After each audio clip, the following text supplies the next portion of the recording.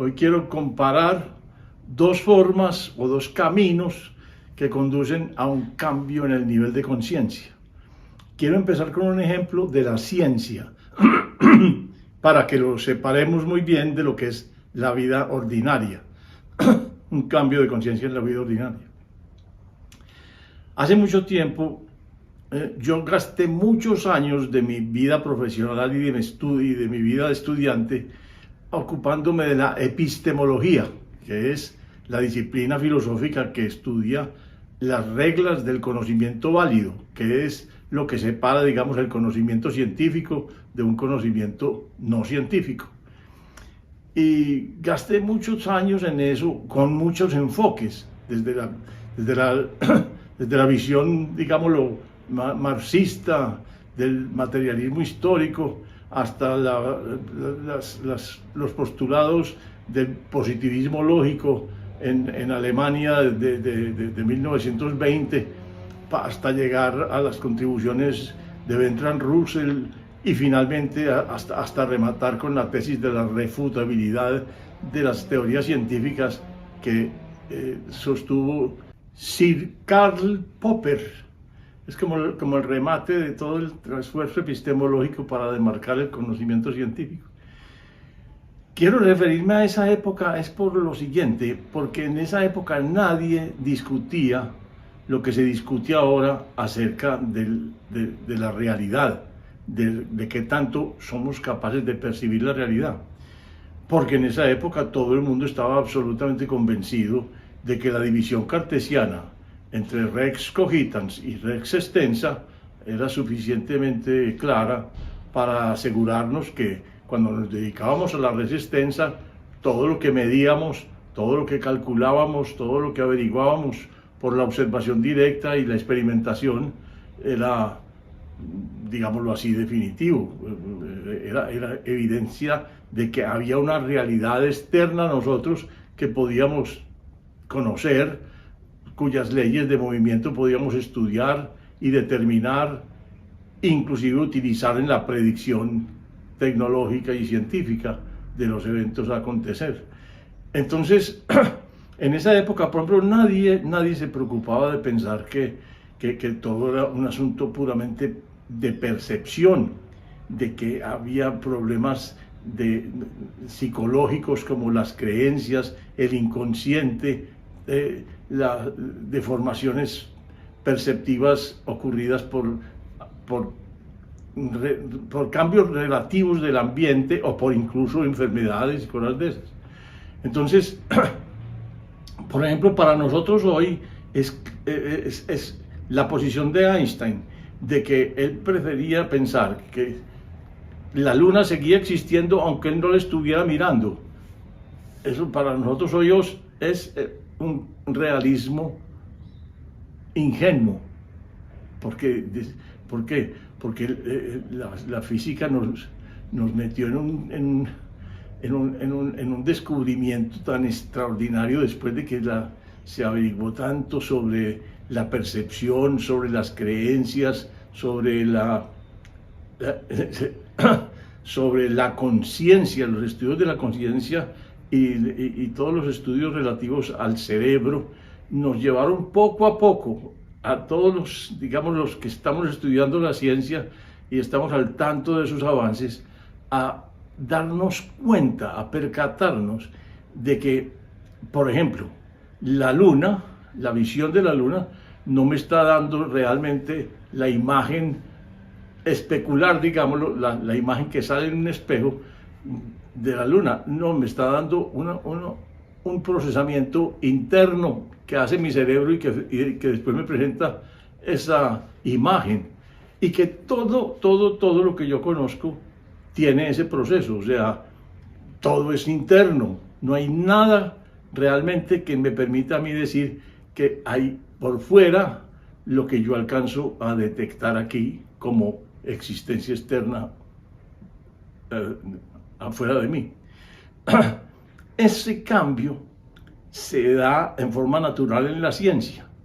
Se pasó, por ejemplo, de pensar que toda la resistencia era fácilmente conocible a darse cuenta de que y de que era independiente de la voluntad humana y de lo que pasaba con el hombre, hasta que el experimento de la doble rendija nos metió de lleno en un ámbito increíble donde la atención y la observación era determinante para los resultados obtenidos en una medición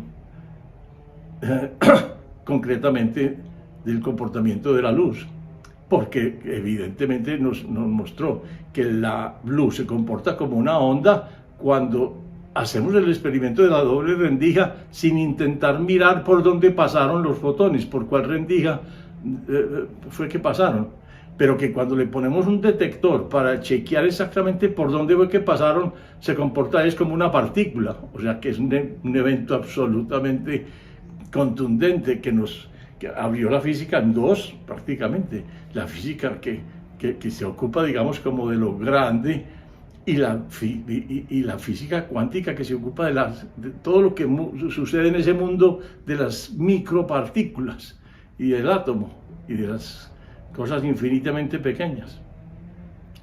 Entonces ese cambio es un cambio de conciencia, pero es un camino muy lento, muy difícil, pero es al fin y al cabo un camino, digamos, por lo menos esperable, y que tiene un efecto muy importante sobre la comunidad general humana, y es que una vez que se llega a la nueva comprensión, esa nueva comprensión, esa nueva perspectiva es fácilmente asimilable por todos los estudiosos que están pendientes del avance, es fácilmente.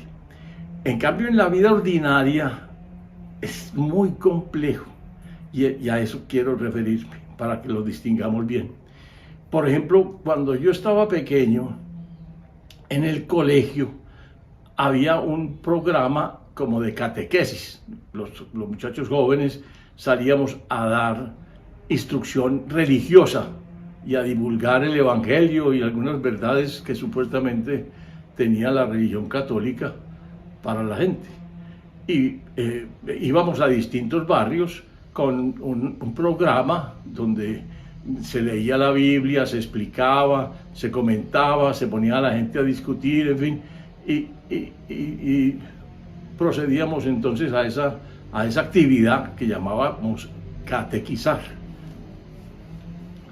Un día me dio una sorpresa muy grande encontrar que en uno de los barrios donde estábamos haciendo la catequesis había unas personas que eran protestantes, unas familias.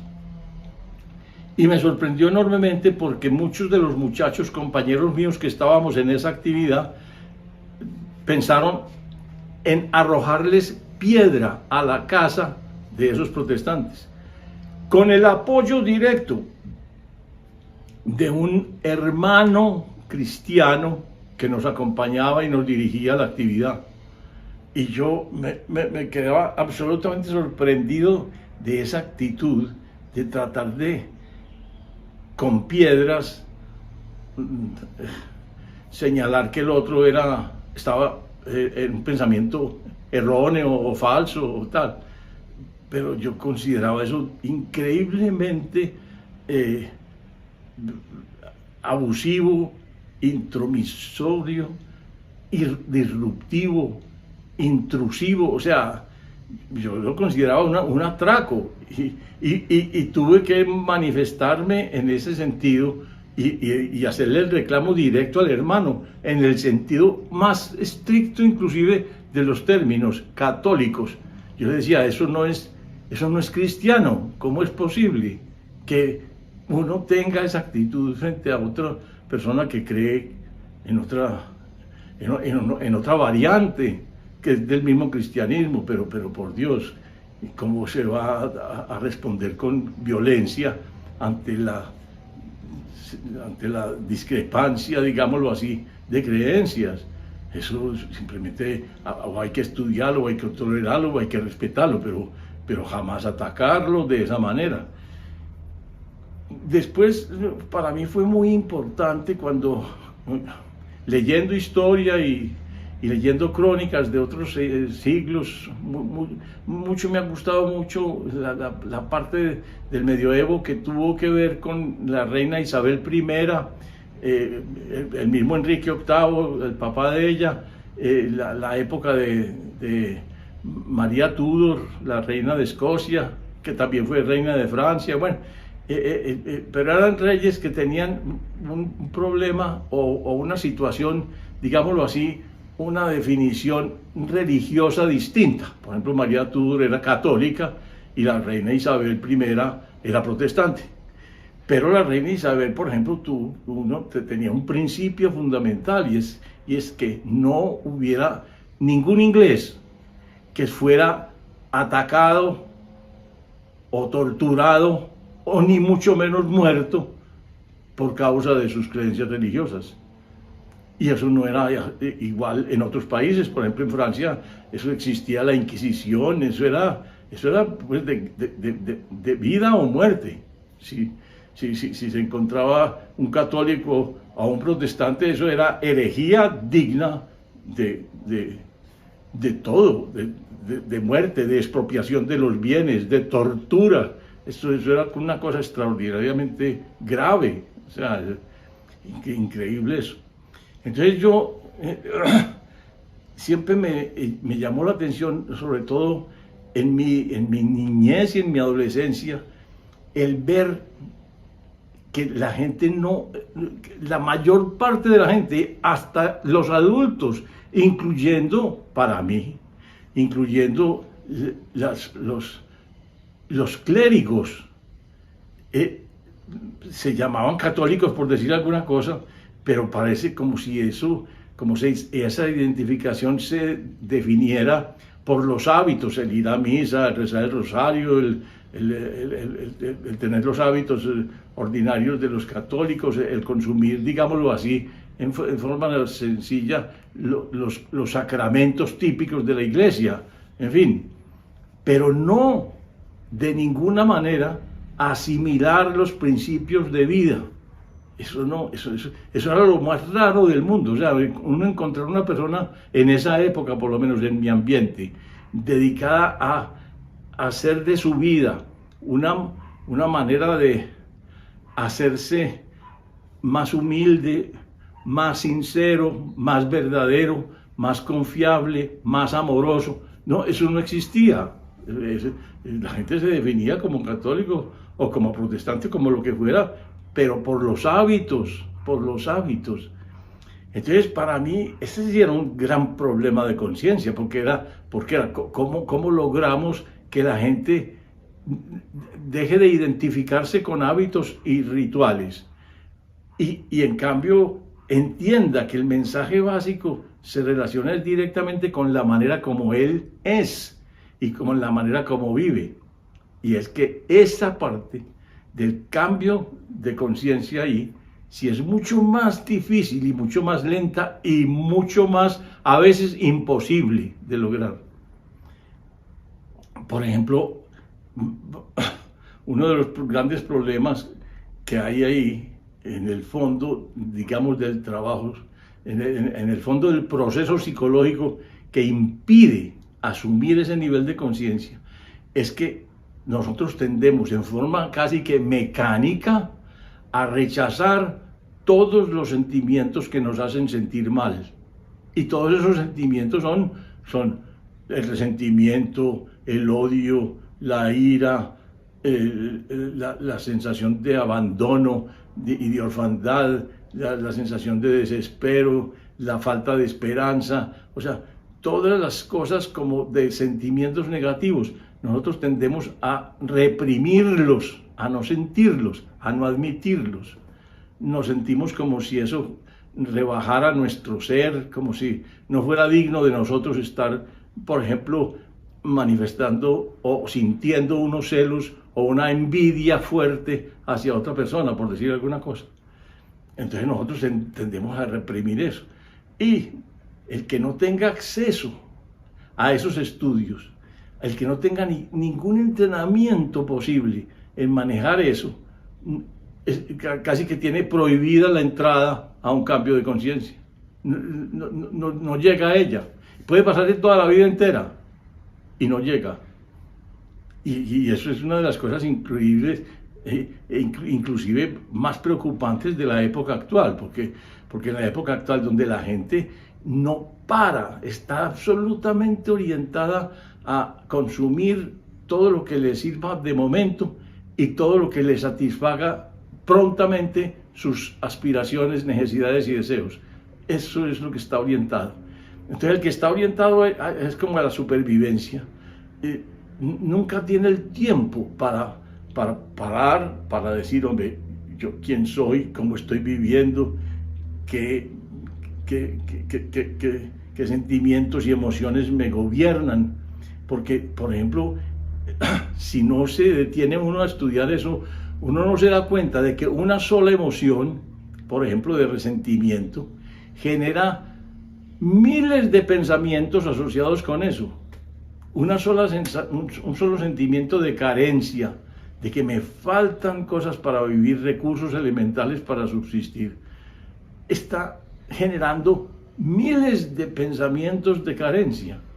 Entonces si uno se pone a cambiar los pensamientos nomás y no tiene un manejo de las emociones, no cambia su nivel de conciencia. Y por eso les he trabajado tanto el proceso de individuación que trabajó Jung, porque Jung se dio cuenta de que esas represiones, todo ese montón de sentimientos y emociones negativas reprimidas, estaban actuando siempre para sabotear ciertos objetivos de uno. Irremediablemente, porque el inconsciente es mucho más poderoso. Y les he mostrado, básicamente, cuando estudiamos la kinesiología, cómo, por ejemplo, los músculos del cuerpo pierden su fuerza cada vez que estamos sosteniendo, digamos, algo falso. Pero además hay que decir, cada vez que predomina en nosotros los sentimientos negativos, aunque los reprimamos, aunque no los queramos ver y nos engañemos a nosotros mismos porque nos ponemos a entretenernos viendo una película, participando en algún juego, incluso trabajando con mucha intensidad, pero todo con el propósito de no atender a los sentimientos y emociones negativos. Esos sentimientos reprimidos están actuando y gobernándonos. Entonces, y no tenemos fuerza para lograr los objetivos más elementales, porque como perdemos fuerza muscular, energía directa, cada vez que están predominando, es como si en esos estados estuviéramos siempre en estados falsos, como decir mentirosos. Y es que realmente estamos en un estado falso. Y todos los músculos pierden energía ahí. Entonces cualquier cosa que emprendamos es mucho más costosa, mucho más difícil de lograr. Exige muchos más intentos, muchos más esfuerzos. Entonces, ese cambio de conciencia sí es muy difícil. Y sí exige mucho el trabajo sobre las emociones.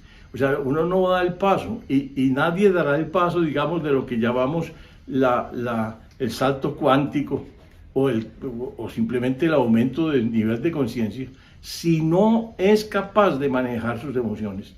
Y para el manejo de las emociones no hay sino un camino, y es el camino de mirarlas de frente, aceptarlas, no quererlas reprimir, aceptarlas hasta que uno suelta, digámoslo así, la resistencia a ver cuál es la emoción que está predominando. Por ejemplo, los celos, o la envidia, o cualquier cosa que nos parezca que nos rebaja la imagen y el valor.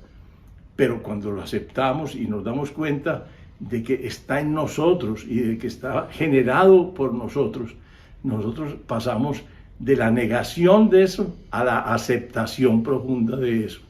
Y al hacerlo, es cuando dice Jung, abrazamos la sombra y la superamos y hacemos consciente lo inconsciente. Y en ese sentido, volvemos a recuperar la fuerza de nuestros músculos, la potencia de nuestra actividad, las capacidades de realización. Entonces, tenemos que tener presente que la base central del cambio de conciencia siempre, en este sentido, no en el sentido de la ciencia como lo expuse en el primer ejemplo, en este sentido exige un manejo adecuado de la emoción. Y no es el pensamiento, es la emoción la que hay que aprender a aceptar, de manera que se pase de esas emociones negativas a emociones de aceptación, a emociones de admiración, a emociones de agradecimiento, a emociones de amor, en fin, a todas las positivas. Y en ese sentido, yo creo que vale la pena seguir reflexionando en la parte de la vida cotidiana acerca del manejo directo y cuidadoso de las emociones. Eso es todo por hoy. Los espero en el próximo.